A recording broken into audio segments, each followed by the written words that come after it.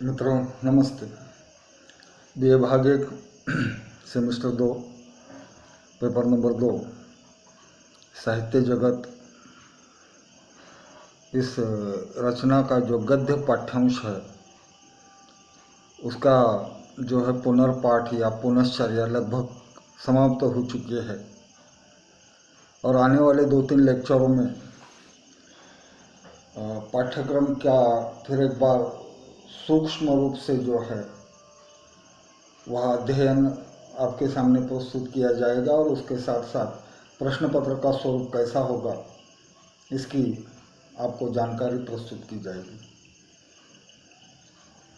इस पाठ्यक्रम में कुल 4 इकाइयाँ हैं, जिनमें से एक इकाई जो पहली इकाई है, प्रथम इकाई है, उसको शिवाजी विश्वविद्यालय ने हटा दिया है। इसलिए दूसरी, तीसरी और चौथी इन 3 इकाइयों पर ही जो है वो सवाल पूछे जाएंगे।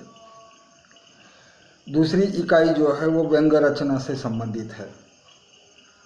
भगत की गत डॉक्टर हरिशंकर परसाई जी की जो है वो रचना, व्यंग्य रचना, इस कहानी के द्वारा उन्होंने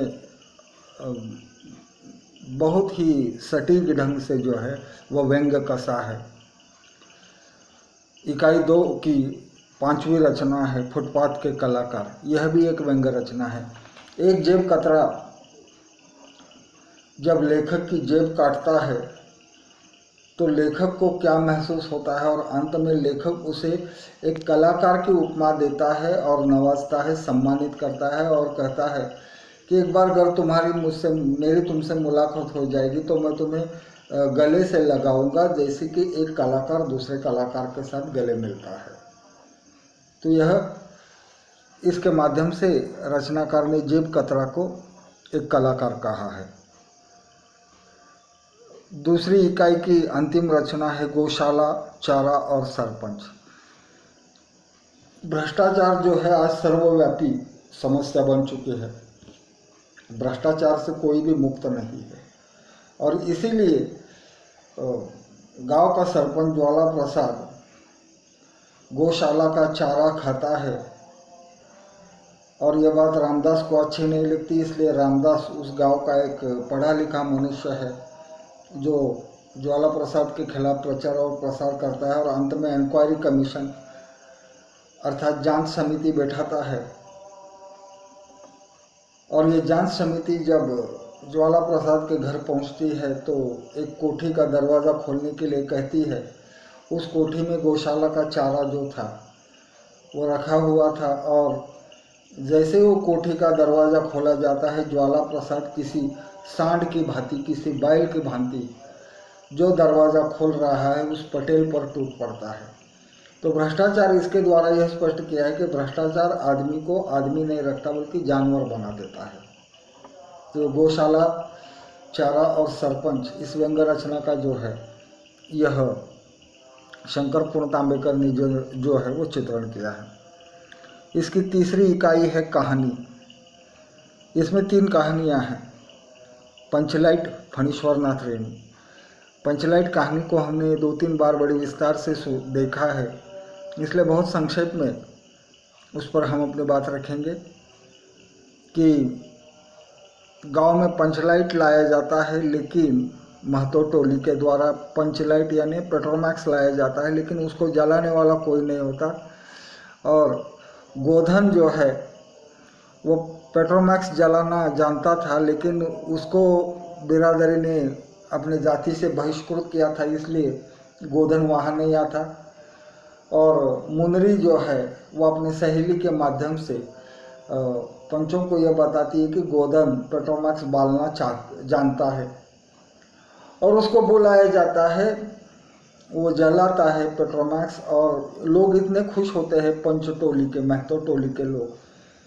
और एक तो मुख्य पंच जो है वो कहता भी है गोधन से कि खूब गाओ सिनेमा का गाना, यानी जिस सिनेमा के गीत गाने के कारण उसको जाति से बाहर किया गया था, उसका हुक्का पानी बंद किया था, उसी के सामने फिर एक बार जो है यह पंच समिति जो है वह अपनी हार कबूल करती है और उसे फिर एक बार अपनी जाति के अंदर लेती है।